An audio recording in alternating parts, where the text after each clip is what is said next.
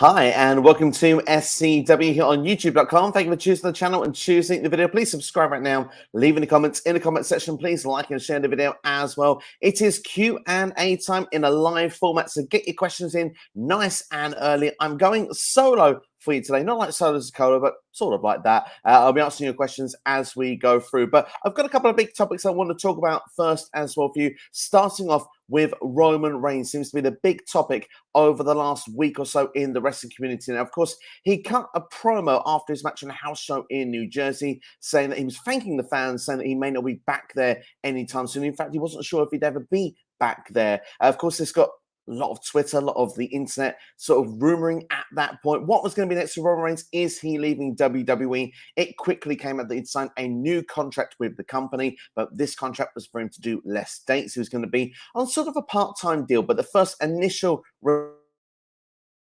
Reigns was going to be doing less house shows and more of the big shows going forward. But as the week has progressed, Roman Reigns has been pulled more and more from different shows. Now, first we saw that he's been pulled from a number of shows from after June 19th, if I'm not mistaken, on SmackDown, all the way through to August. And now it seems that, and especially if you look at this graphic, Roman Reigns has been pulled from the Hell in a Cell show and the match graphic there as well. So Roman Reigns looks to be missing a lot of WWE action. Now, we have been told as well that maybe we won't notice it. He's going to be featuring quite a bit on TV, but there is a chance that it could be a Brock Lesnar style deal, but he will be around more than, say, what Lesnar is. So what will be, will be. But I guess the first question people will be asking is, why is this guy got both of your top championships if he's not going to be around all the time? But he is the Tribal Chief. He is the head of the table. And he arguably is the best thing going in WWE and has been for a very long time now. And I guess if he could be missing for a bit of time, is it just to heal his body up? Is it the fact that he just wants to do more of a limited schedule? Is he going to be doing something in Hollywood? Of course, that's certainly something of potential as well. He's not been no stranger to that in the past with Hobbs and Shaw. So maybe he could be recording something, coming back for the weekly shows on a Friday. Perhaps he goes off again afterwards. We'll have to wait and see what will be. But of course, it does leave a big hole in Hell in a Cell. And potentially, he could be missing off a big card in Chicago. So that's something we'll have to wait and see what is going to happen. But we have comments already flying in. I'll come back to this topic in a couple of seconds. Ed Fry's in house. He says, hey, everyone, love how Roman is getting the rumor mill going, but this is to preserve Roman. Absolutely, indeed. We'll have to see what will happen with that. And of course, we've got On the Mark Wrestling Podcast in the house as well as tuning in to see our MVM team SCW. Thank you so much there. And yes, their podcast is live each and every Thursday, I believe, at 1 a.m. For British summertime, which means it is 7 p.m. if I'm not mistaken on Central Time, which I guess would mean 6 p.m. for Eastern. Correct me if I'm wrong, OTM. But definitely one of my favorite podcasts I like to check out at the minute. So make sure to go and check them out if you've got a chance later this evening. We've got another comment as well coming here saying, thought they would have pursued at Shinsuke's match at Money in the Bank, but I guess not. That's the thing. I mean, still advertised for Money in the Bank and still advertised for SummerSlam. I'm guessing with them being big stadiums to WWE, Roman, after all, basically, it's a big pay-per-view Hell in a Cell these days. It's not seen as much of a big deal. So I guess this is why he's not going to be on the show. And I guess, you would have thought the Drew McIntyre match could have been building then after Backlash. But I guess at the same time, if they want to do that in the stadium environment, Money in the Bank is the place to be. They can still build up on weekly TV, have Drew do, I suppose, a lot of the work when Roman's not around. Perhaps they can use the Usos, maybe even Sami Zayn, because, of course, they've been feuding as well over the last month or so. But, of course, Sami Zayn now is doing the bidding of the Tribal Chief. So lots of potentials of how it can be. I do still wonder if your top guy should be holding both world championships and not be around, because not only does it take away from Raw when he's not on Raw, it also now takes away from SmackDown when he's not down. Like you say, Shinsuke's been pulled twice now, hasn't he? He got beat down in 2021 at the start of the year not to get a match, and he's not got one now after the injury to Boogs as well. So interesting to see where it will lead to. But we also got Silken House. Thank you for checking out the stream. Silk, hope you're doing well, my friend. He was part of the WrestleMania Backlash review with myself as well. So if you've not seen that after this stream, how do we get out of this Brock Lesnar scenario with Roman where the top champ isn't on TV for possibly months on end. I guess the idea for that is the fact that he should drop a championship with Money in the Bank coming up. Maybe that's a great opportunity for someone to cash in immediately, because yes, Cody Rhodes has said on this show that, or on the sort of, well, you can main event WrestleMania. Are they actually going to do that? We'll have to wait and see. Of course, all the rumor mill, everything Fightful, I watch Wrestle Talk, we had Tom Colohue as well, all of them saying at this moment that, well, you know, we've got 2 months to plan to see where it's going to lead to. We don't quite know yet what the plans are going forward, but I think that could be one way to get one title off Roman at least. Maybe if he's going to be spending more time away than there, they should do it both times. But we know WWE, we know how this works.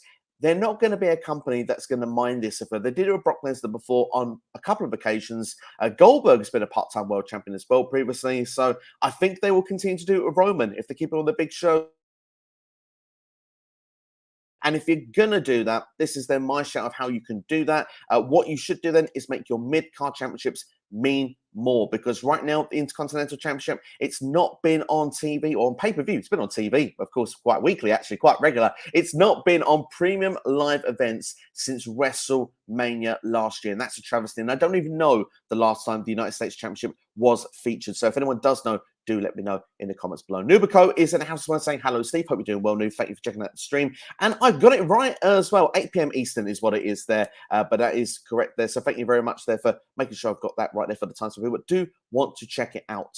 And also, 2 versions of the show will be at Hell in a Cell as well. Kind of disappointed Roman won't be there, but I have other feuds worth checking out in his opinion. Absolutely indeed. And I will give my take for you very quickly as well. Just first, we'll give a shout out to Martin Carrero, who's in the house as well. How you doing, Martin? Hope you are doing very well. Like I say, drop your questions in, ladies and gentlemen. But right now, what I'll do is then I'll give you my prediction of what I think the match card is going to be, because that's one of the things I was going to give you on this video. So if I can go back to get that graphic up once again, we can see there on there the likes of Cody Rhodes there, that's there. We've got the likes of Ronda Rousey, Bianca Belair, Edge, Drew McIntyre, Bobby Lashley, Seth freaking Rollins, and Becky Lynch. So Cody's at the front there. I think that automatically tells you that Cody and Seth, they will be having round 3, especially after Seth attacked Cody in the United States Championship match this past week on Raw. They will go for a Hell in a Cell match, in my opinion. I think that one is definitely on the cards.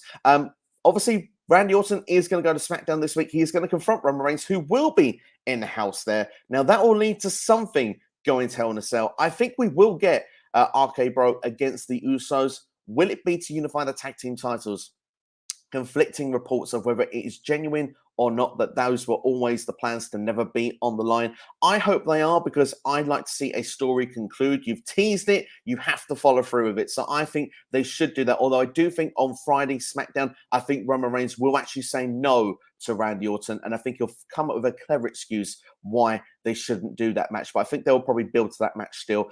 We've got a triple threat match for the Raw Women's Championship, I believe. I reckon we'll have Bianca Belair defending against Asuka as well as Becky Lynch. I do hope that that means then that we can still perhaps maybe get a singles match for Bianca Belair at Money in the Bank, because I want Becky Lynch in the Money in the Bank ladder match this year. I hope that doesn't carry over to there. I'd rather that be SummerSlam if it's going to. Maybe we can get Bianca versus Asuka for Money in the Bank, but I think Bianca probably would retain whoever it's going to be. Asuka and Becky Lynch would cancel each other out.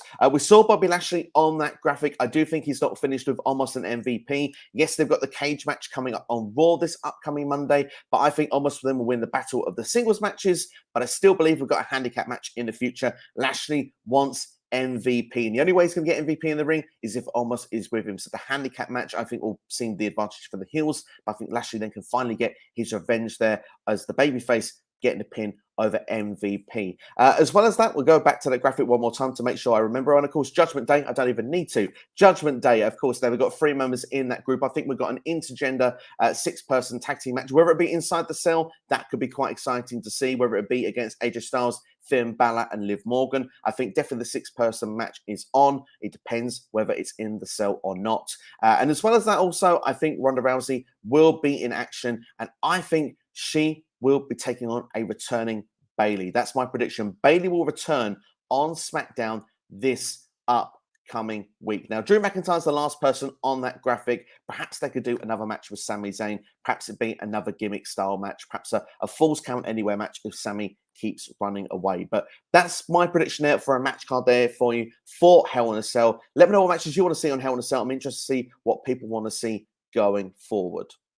Let's go then into this. Then we've got Randy Sam here with a question for us. He says, yeah, it sucks that Roman is not there. Maybe he's healing from that back off of Hollywood. And also, Cody faced Fury for the US belt. Yes, that was on Raw this week. I was referring to a premium live event. That, for me personally, is what I'm not sure the last time that was defended on. But it will be interesting because now Fury is the champion. Fury is seen as the next pet project for Vince McMahon. So, in theory, pun intended, it should hopefully be on a premium live event sometime soon. I'd really like to hope it would be. Martin Carino says, it feels like 2015 SmackDown right now, sadly. SmackDown's top stars will show up on Raw, so it's just a way for WWE to balance the brand split right now. And John's a really good point as well. I do feel a little bit that, yeah, it's a bit disappointing. SmackDown has some big names, but they don't really have anything to balance it out. They don't have enough to establish their divisions. They have like Drew McIntyre, Roman Reigns, but outside of that, there's not a lot going on. Same with the tag team division. It's the Usos. Not a lot going on. Ronda Rousey, now Charlotte Flair is gone. Not a lot going on. And now Lacey Evans has moved over to Raw when he could have done something there. But Lacey now is going to be a heel after all those promo packages that they had from her, getting all sympathy and getting everyone on her side. It's a travesty. It really isn't good. Yeah, SmackDown is lacking in depth right now, in my personal opinion.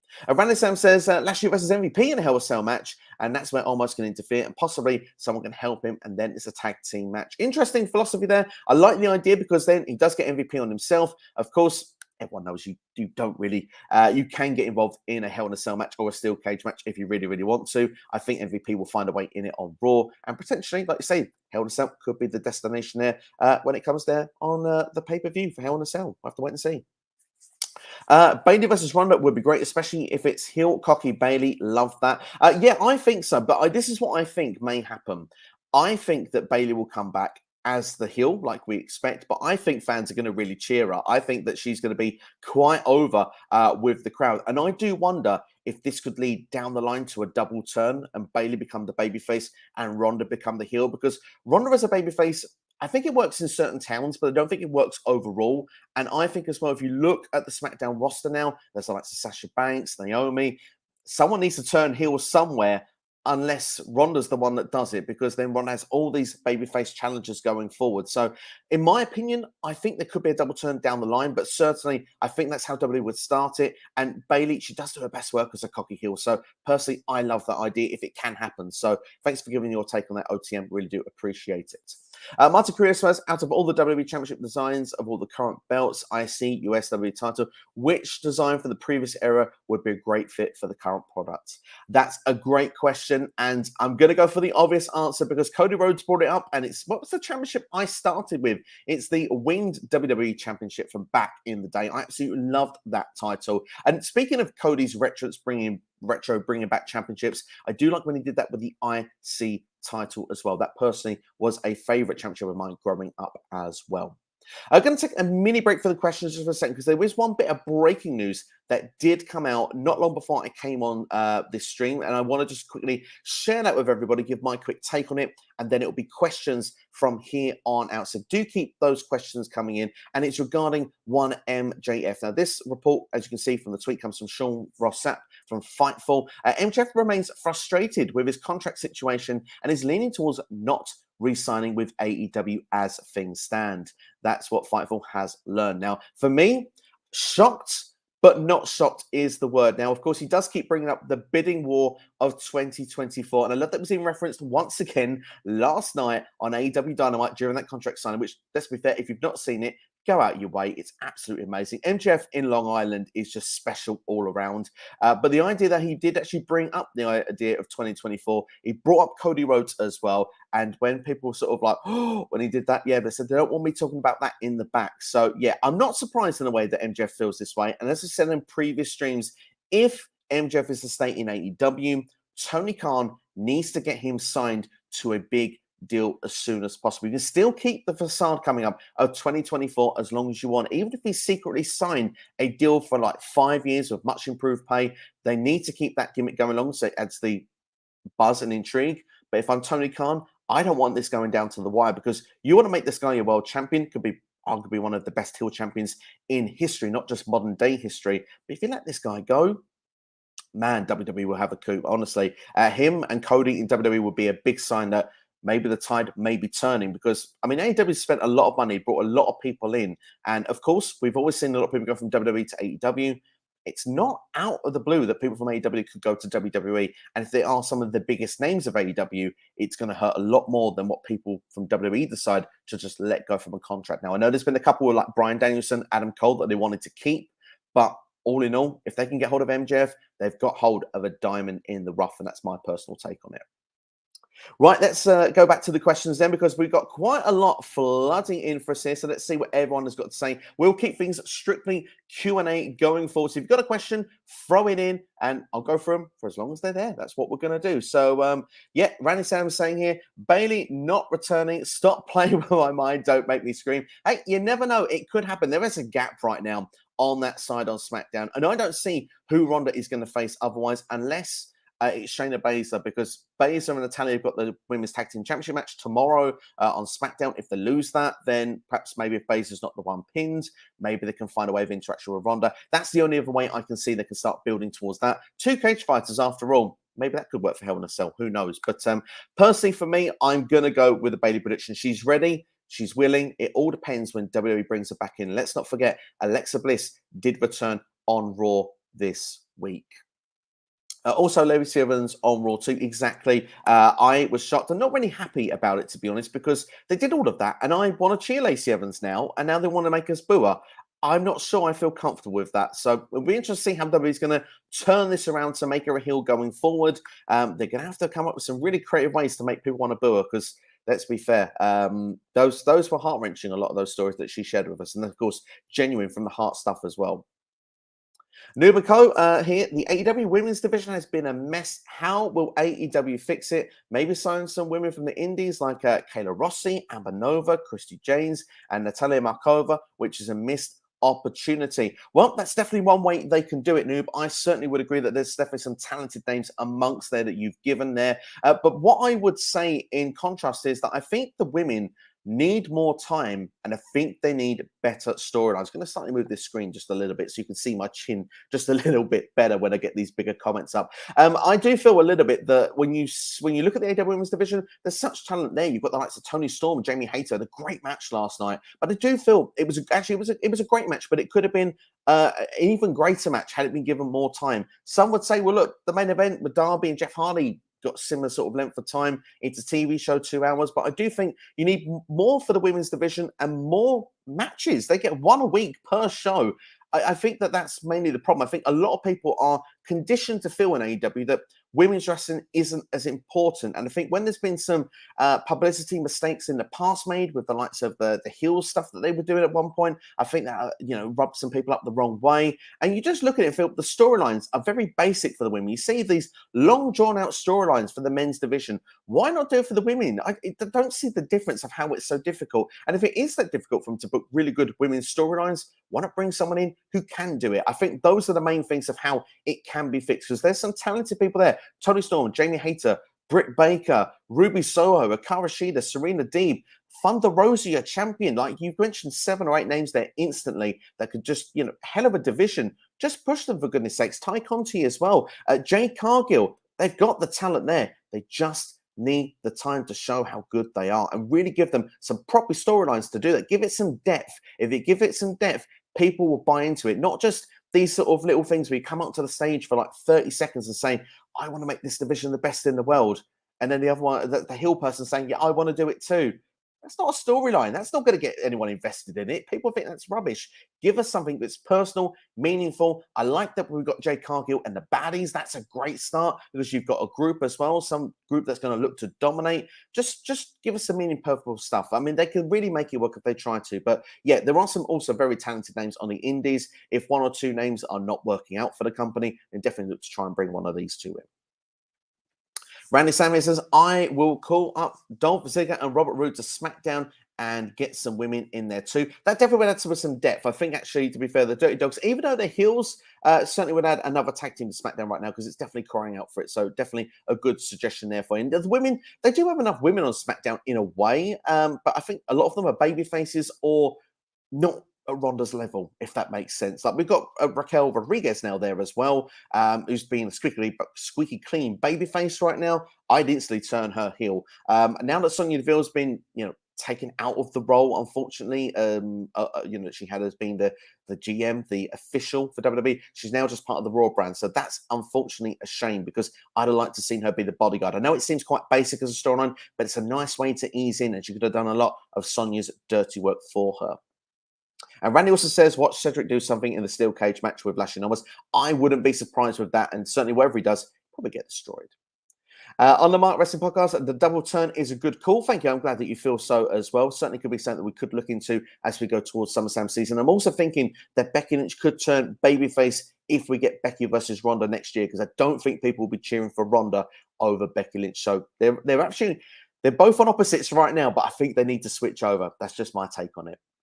Marta Carrillo says, honestly, with the SmackDown discussion, some great moves they can make is Shotzi face again and make Raquel a dominant heel. Like I say, dominant heel would be great. And Shotzi, I totally agree with that. I know that the fact she's a heel right now and I'm saying SmackDown is lacking them. So in a way, we shouldn't change her face. But at the same time, when she had like that sort of tank she was coming to the ring with, I thought that was great for like the younger audience, for people to get on board with. I don't quite understand why WWE still to change that, make her a generic heel. Yeah, when it was Survivor Series last year, I was glad she got a bit of a push, got to be on the main team, but she's not done a lot since. So yeah, maybe that's something they could look into going forward. On the right side, I was going to bring up the MJ stuff.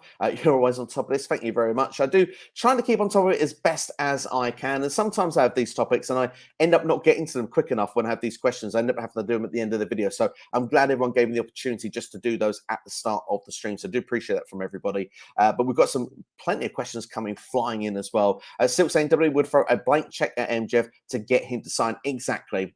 Because to be fair, he would be a top get for WWE. Now, my only fear with MJF going to WWE, by the way, would be the promos, because look, he can do whatever he wants on the mic, it seems, when he's in AEW. But would WWE give him that freedom? I would hope so. But I mean, of course, MJF won't be swearing half as much. But I don't think MJF needs to either. He's definitely awesome the way he does things. Too Sweet Carl says, speaking of Natalya, did you get a chance to hear a match with Cora on Tuesday? I thought it was fantastic. It was very well done. I really enjoyed the idea as well of Cora passing Hart and Steve Austin. My only small critique with it was the fact that she was sort of talking to the referee, and I liked to just seen her not talk to the referee seconds before she passed out.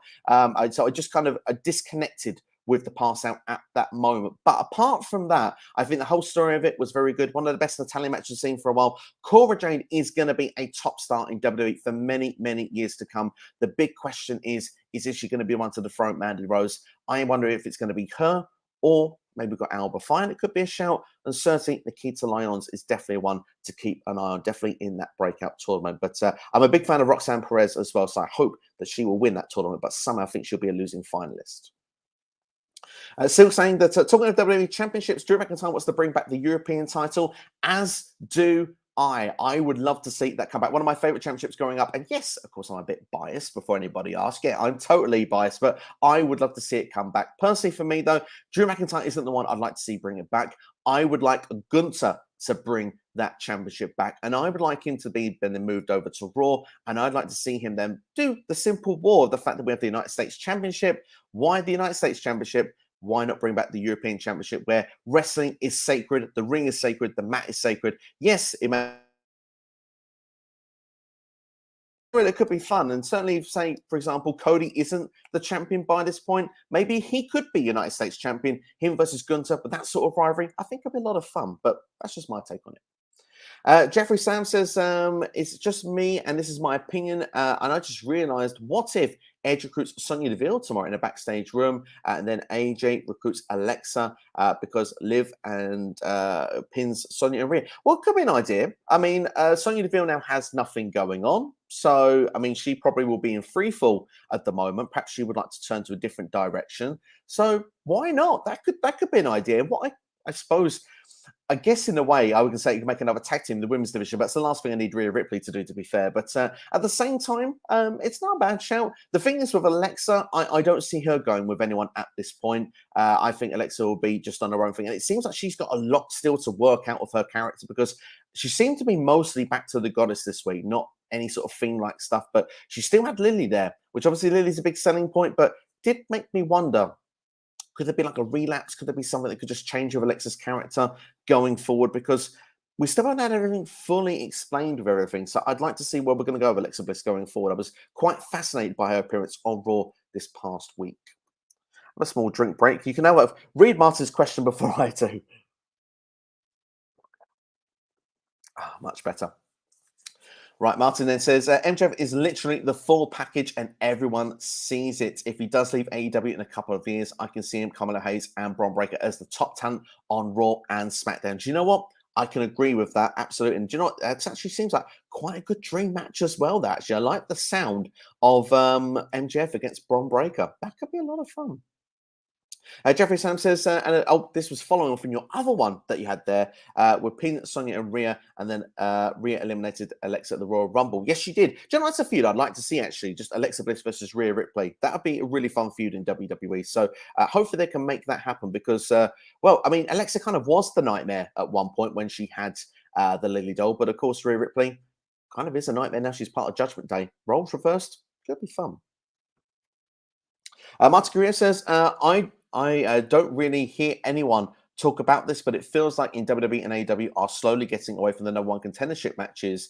Is this really a right move? Well, especially when you've got championship contender matches, that means that what you're asking about is the wrong move because what WWE currently is doing is the wrong move. I don't like championship contender matches. I prefer those good old-fashioned, like you said, number one contender matches, whether it's a tournament, whether it's a triple threat, fatal four-way, just two people that are top of their game, put on pay-per-view, or premium live events. Sorry, got to get this right from a WWE standpoint. But AEW say pay-per-views, get them then when it can be the one going forward. But I suppose AEW do the World Eliminator Tournament, don't they? The World Title Eliminator Tournament in around November full gear time. So they still do some form of it. But yeah, it's not as frequent as it used to be. And yeah, I do miss it. It's a big part of wrestling because it's a simple narrative as well for a storyline. You don't need a lot to tell it. So personally for me, I think it's a great shout. They should bring it back and stop doing championship contender matches. I'm not a fan.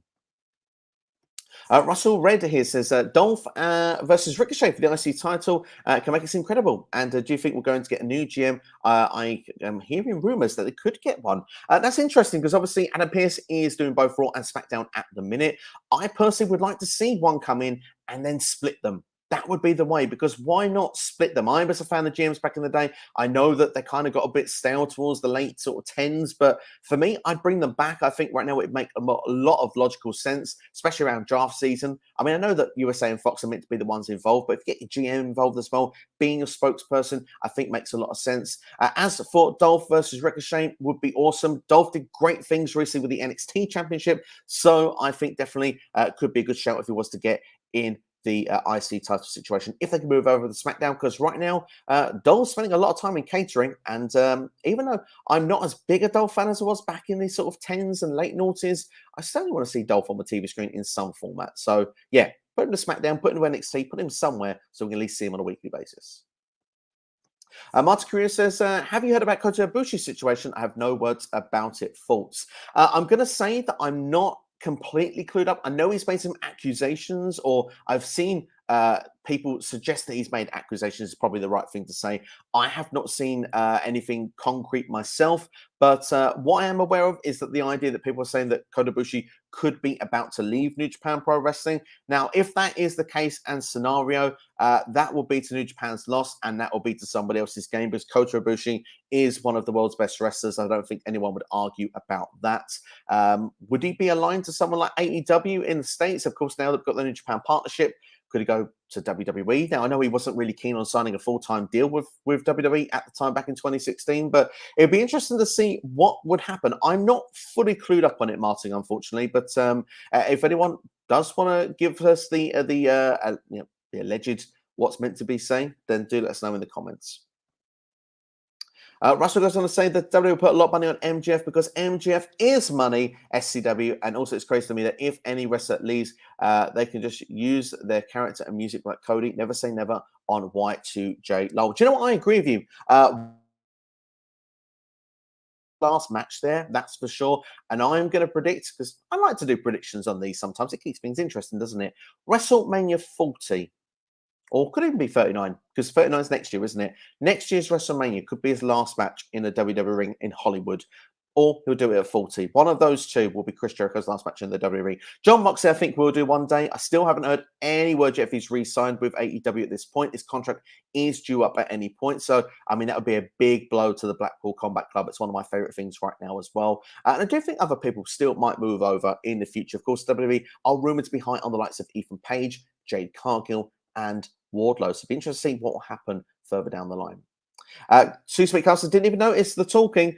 Good catch. Big fan of Cora. Yeah, same here. Cora is fantastic. I like the gimmick as well. I thought to myself actually when I saw Cora the first time, I was like, why hasn't anyone done the skate gimmick for a while anyway? If they've not done it before, I just felt myself that felt like a natural fit and a natural gap in the market. So, and Cora's awesome what she does as well. So yeah, I'm really a fan of what she's doing as well. Russell asking how I feel about the wizard gimmick of Jericho. Do you think it needs to be repackaged, just edge, just change it up with the music? What do you think? I don't mind Judas still playing. For me personally, it is sports entertainment because everyone's singing along. That's what sports entertainment. In fact, we now have the big speech there, like in the sort of like the mid-90s stuff done by is it Magic Mike or whatever his name is? I don't remember the 2.0 guys about it. When they come into the ring, I'd like when the Jews finish just go, and that's sports entertainment, just to get the boos from the crowd, just in the moment, realizing, God, we're actually seeing the Jews, we're falling into their trap. That's what I'd like to see. But to keep it because people keep singing it. So I guess in a way they kind of already worked a bit. But yeah, I mean, for me, Jericho the Wizard is an awful gimmick, but Jericho knows it. And this is why it works so well, because like he actually said, like, I'm a wizard because I can give fireballs to Eddie Kingston. It's meant to be bad. So it's going to be for Jericho while this goes along. And even though it is cringeworthy, it's still kind of brilliant because it's cringy at the same time. But that's my take. Noob and Co.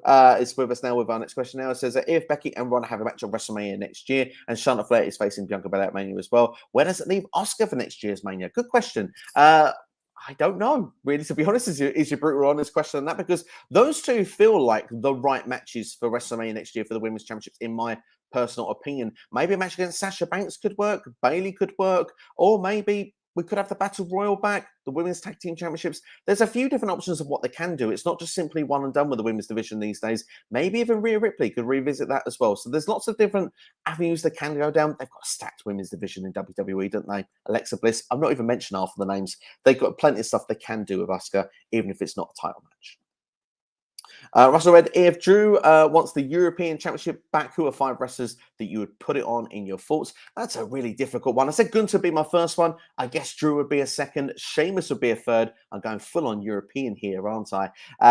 Who else could I go with there? Butch. Butch should get in there. And why not Rich Holland as well? I'm going full European on you with that answer. Keep it dedicated to the European wrestlers. I think that'd be quite fun. We just had that one from Noob. Sorry, Noob. We've already had that one from you, but we'll go for Silk instead. Do you think if they had one top title instead of 2, that they could bring in another mid-card title like the European title to give more of the unused roster something to fight for? Good shout with Gunther. Well, they already kind of have anyway with the 24/7 title. This is the problem. I do worry if they bring it in, like you say, what would happen? Would it kind of get on unused superstars? Would it get treated properly? Obviously, the IC and US aren't even getting on premium numbers live events as it is. So it's a bit of a worry, really, to see what will happen. But I would like to see it come back. I do think there should be one of all the major titles. But just my take on it, I think we should have a WWE champion. We should have one tag champion, one women's champion. And then you've got room for mid-card titles if you want. Because, I mean, especially with the women's division, if you look at it right now, but I mean, if they would have one women's champion, you could certainly have a mid-card champion. And I think for the people like Liv Morgan and those sort of ones that are looking to get to the next level, like Aaliyah's of this world, the Shotzi's, they're never going to get there because they can't get to the top rung. They need to get some championship experience in the lower division first. So a mid-card title works, but currently there are too many titles going around for them to even get a look in. Russell Red as well says, how would you book Charlotte's return in your opinion? 5 things you would do, and who are some people you could call up to SmackDown that should go there now? Well, if I was to bring up people ready for me a Toxic Attraction. They have the gold right now, so that's what kind of ruins that a little bit, I guess. But with Toxic Attraction, instantly helps the tag team division out a lot as well. Mandy Rose would be a heel that could go after Ronda Rousey. They probably could do a good storyline about that as well, because, you know, Mandy being Mandy now with her current gimmick, I think could fit quite well, because she does stand out in the crowd of, you know, all the women in WWE. So they would be the ones I would instantly bring up. From Charlotte's return, I mean, she's going to go for Ronda Rousey. There's no other way of different fantasy booking around it. That's the match she will go for, I imagine, because she surely will be due a rematch. So perhaps she'll probably attack Ronda Rousey from behind, maybe after she's finished beating Bayley or Baszler or Shotzi or whoever is next in the way. Jim Tucker in house as well. Jim, of course, as well from OTM says, just want to pop in, acknowledge 1/3 of the MVMs on the Marks podcast. Cheers. Yeah, absolutely. It comes up. There it is. It did come up for a second. There it is. Got it right for you. Thank you, Jim. I hope you're doing well, and I hope you enjoy the stream as well. Drop in a question if you'd like to as well. I hope your podcast goes very well later on. Chris in house as well. It says, thoughts on Dragunov versus Devlin match for the UK belt. And also, do you think Devlin gets called up on SmackDown or 2.0? Definitely 2.0 could be in his future. I'm going to be brutally honest though with you, Chris. I haven't seen the match. I've not had a chance to. Is it a good one? Should I go out of my way? Let me know in the comments. And if so, I will go and watch it after this. But two of them, extraordinary talents. I can only imagine that they have a great match. Silk as well. Now, the next question for us, he says, I had an idea for Judgment Day. Have them reach 7 members and have each one represent one of the deadly sins. You could have 7 different angles going for one group. Absolutely love it. I think that's an awesome suggestion there from Silk. Yeah, I think that'd be brilliant. Silk, he's been on a roll with fantasy booking of late, actually. As I say, he was a part of the WrestleMania Backlash review with myself.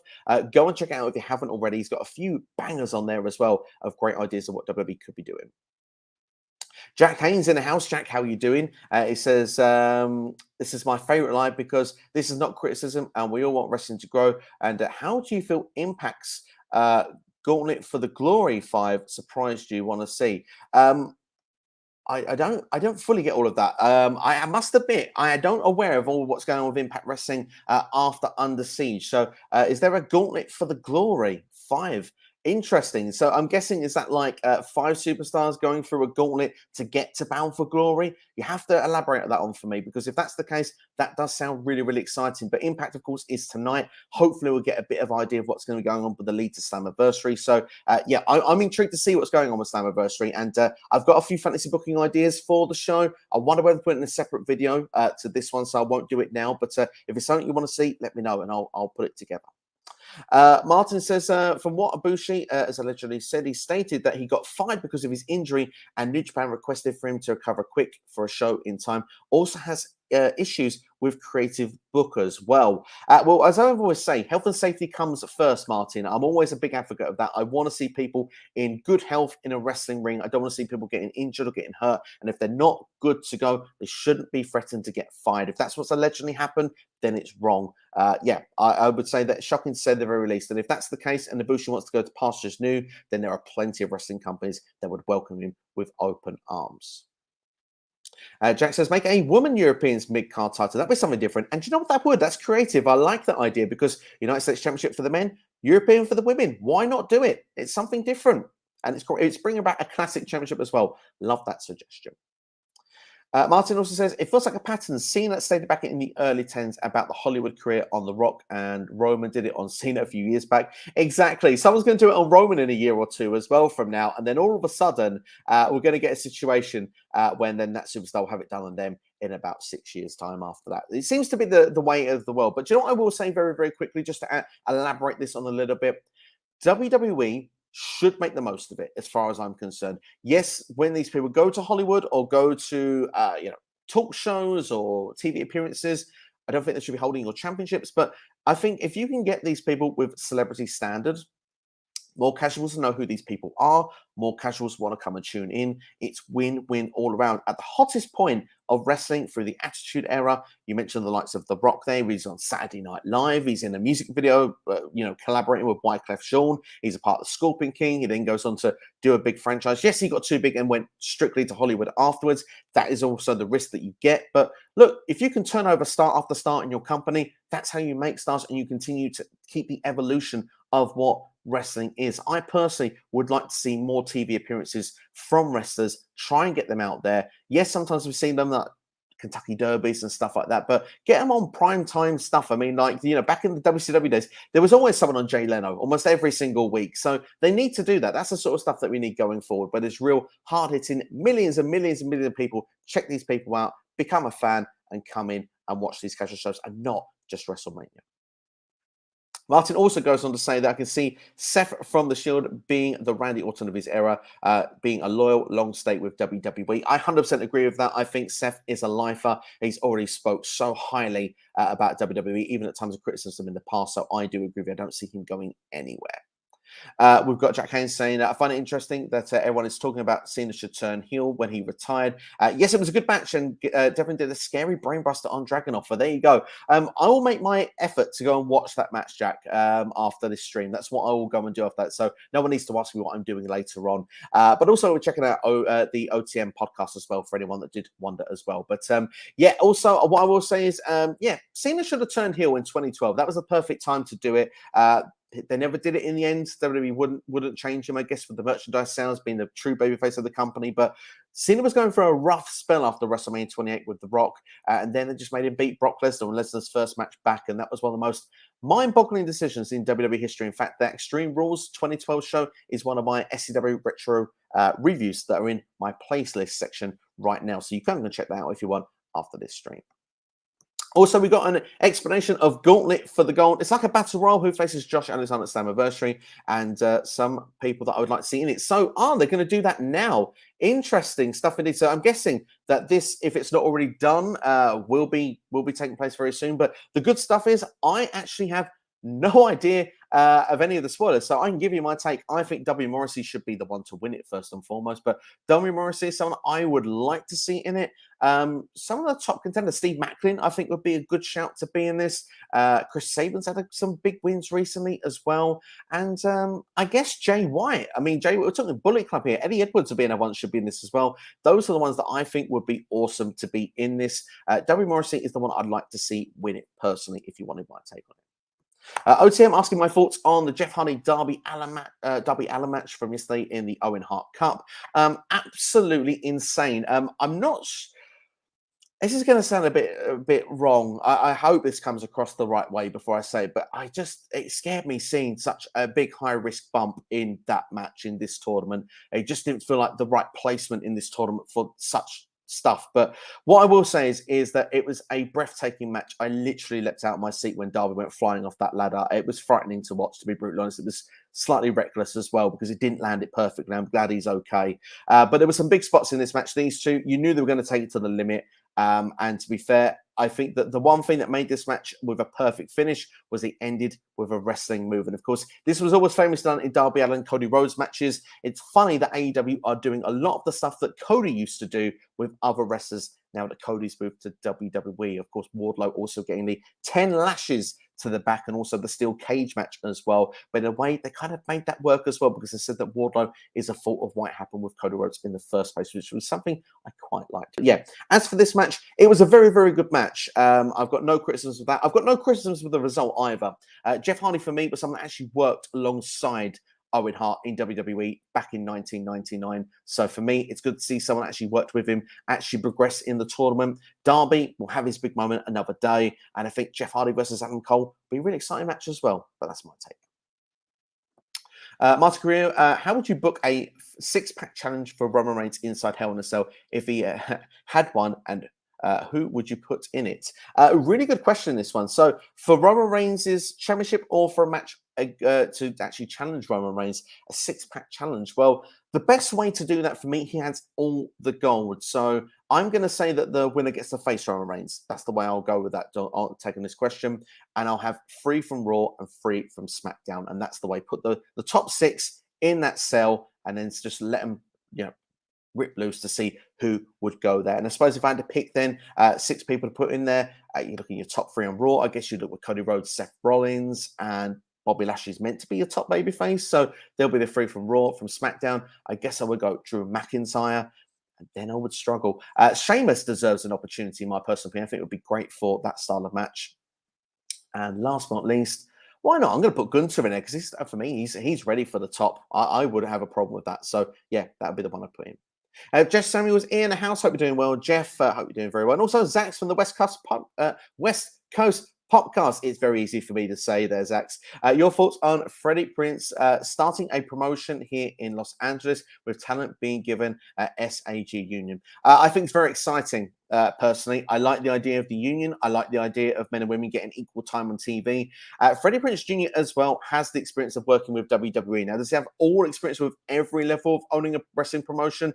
Maybe not, but he's got an inside track, an inside scoop of how things could look. And personally, for me, I think that if it can be there, it will be great because first and foremost, it's more opportunities for people to work, which is always exciting, and a promotion that can go and make a difference as well and really give, it'd be good for role models and stuff like that for seeing men and women getting equal standpoints, equal salary, that sort of stuff. And as I say, with the SAG Union, I think it's just a positive thing, and that could open the door for other people to have to do it in wrestling. So for me, ticks a lot of boxes. I really hope it's something that's not just a pipe dream and can actually happen.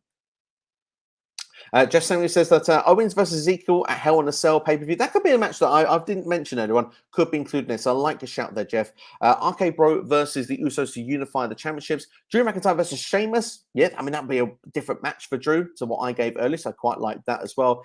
We saw them on last time. And Oscar versus Belair versus Lynch. And Seth versus Cody is the match.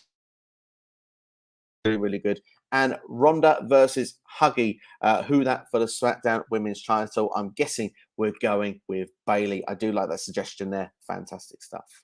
That coffin drop on to the apron is always my constant worry. At some point, he has to realize he can't keep doing that. Still, totally agree with you. We can shorten careers doing this sort of stuff. You know what I mean? But look, I will be honest. I did enjoy badly. Like I thought the match was awesome, but it just gave me a fright in 1 or 2 spots, and that certainly is another one of them as well because it's the hardest part of the ring for a goddamn reason. Jeff Samuel as well. 6 people: Drew, Nakamura, Sheamus, and Cody. Lashley, Seth, and Owens. That would be take on Roman in the cage, and of course as well, or Gunther could be another one as well. We've got Shahid, but as well as this can ask something very important. Of course, you can ask me something very important. Should Roman Reigns give up the WWE Championship to Adam Pearce? No, he shouldn't. He shouldn't give up the championship. I do understand the idea of it is that, well, no one can beat him for it. So, well, you know, we can just turn around and say, I don't need this anymore. I'm the tribal chief. I'm that good. Hollywood chief going forward. The philosophy and the idea of it. But for me, Roman's had the belt that long. Someone deserves the rub to beat him for those. And the person that gets that rub is going to be a star for life in WWE because Roman now is in what, the top 4 or 5 of all time of longest reigns of like superstars, like in the, I believe, the WWE era anyway. So yeah, I mean, for me personally, I would make sure that someone beat him for it. I wouldn't have it any other way. Jeff asking top 5 matches that I want to see for SummerSlam this year. Really good question. I guess I think that's the right time to do Roman Reigns versus Cody Rhodes for the first time. Whether Cody would win the match, I think, is a different story. Like I said, I prefer a marathon to a sprint, but that certainly I think would be the big marquee match that you could do for this show. Also, I would say that's look, five matches. I guess we could finish off the Edge AJ Styles feud at this show because if we've got sort of gang warfare going on with all these people, we can have like a one-on-one match to finish it off with these two. I also would have Bianca and Becky one more time. I know it's a few WrestleMania rematches going on here, but I think that could be the place to finish that one off. I would like to see, I've seen it in the rumor mill, I would like to see John Cena versus Theory. I just think that would be great for Theory's career if they can pull that match off. I think that'd be fantastic. And why not? I will throw one more in there, just randomly off the top of my head. Let's have Lashley and Lesnar one more time with a proper finish, not a screwy one. Silk is off. Thank you, Silk, for checking that stream. Hope you're doing well. I will be leaving the stream very soon as well, but I will do our last remaining questions just before we do. We've got a couple in at the moment. So if you want any further questions, now is the time to get a couple more in if you want to. But Martin's last one for us: if you had to pick 3 theme songs from the early 2010s, which ones would it be? And who from the current roster would you like to see come out with them? Oh, so I have to change these around, because if I had to pick 3 songs from there that I liked, I mean, of course, Randy Orton's one was always stood out, but he has it now. So, you know, it's hard to pick that. Very tough question. We may be going for a little while longer in this stream, ladies and gentlemen, because I've been stumped. Yeah. Questions. I suppose Nexus could work really well with their theme song. I really liked that back in the day. So who would have that Nexus style character going on these sort of thing? Oh, Martin, I'm going to have to come back to this question because I'm probably going to lose some viewers if I take too long answering it. Before I end it, I'll try and think of something a bit more. For his SummerSlam card, Jeff Samuel says that have Bianca versus Rhea. I think that actually could happen, that one. I'd like to say versus Bliss as well. Certainly could be a possibility. Bayley versus Rhea versus Charlotte as well could be one. Cody versus Roman. Seth versus Taker. And Cena versus Theory. And Ricochet versus Sheamus. And Gunther versus Brock as his ideas. Love those ideas as well. And yeah, just to try and then finish off the count with this, because this is it's a difficult one, isn't it? Martin, tell me some of yours. I'd like to know some of yours as well. But I say Nexus would be a good sort of thing to have in there. And I do think perhaps looking at the generation, we could have to build another group up. Who would be good for that?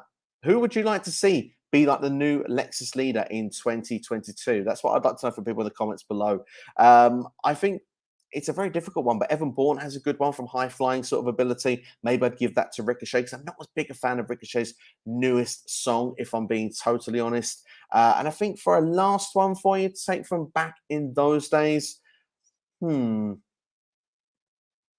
suppose you'd have to go with CM Punk because it was just awesome, wasn't it? CM Punk's song. And who is the voice of the voiceless these days? I think that you'd probably turn around and say, someone like a Drew, maybe a Kevin Owens or someone like that. Someone's not afraid to say things as it is. Kevin Owens is happy to blur the lines and just say what he needs to say. So yeah, that'd be my take on it for you. But yeah, very difficult question, Martin. But I do like the creativity, and I will say to everybody, thank you for everyone that's been checking out the stream. I'm going to wrap things up for you there. But like I say, if you've missed anything at the start of the video, my take on Roman Reigns, of course, being pulled from Hell in a Cell, and my predicted matches as well for Hell in a Cell, the pay-per-view show, and also my take on the idea of MJF potentially going to WWE. Check this out at the early part of the stream for you now. Also, we've got a comment coming from Muscular, almost with Ezekiel Jackson's theme domination. That's a really, you can tell you thought this one through, couldn't you, before then? That's a good suggestion. I do like that a lot there. Yeah, and maybe it could be the Dominator. Maybe that could be the better nickname for Omos rather than what he's got now, the Nigerian Giant. Just feel like just thrown it together. I don't know. You Can't See Me for Theory is one from Jeff Samuel as well. I like that suggestion as well. Quite fun indeed. If you haven't already, ladies and gentlemen, then please do like the video, share it with a friend as well, and subscribe. I'm going to leave that on there for your screen right now. And drop a comment as well if you are watching on delay. Anything that's been discussed in the stream that you'd like to discuss with me, I'm happy to do so in the comments below. And like I say, I'll try and drop more videos as often as I can throughout the week, but I do appreciate doing this. If you want to see more of these on a weekly basis as well, then please let me know in the comments below, and I'm going to try and do these a bit more frequently. But that's all for me anyway. Last comment coming up onto the stream. Yeah, that's Jeff Samuel just saying that one with Theory for John Cena, which I do agree with. But thanks for checking out the stream anyway. Take care. All the best. We'll see you very, very soon. And yeah, have yourselves a great day. If you're watching SCW, you're on YouTube.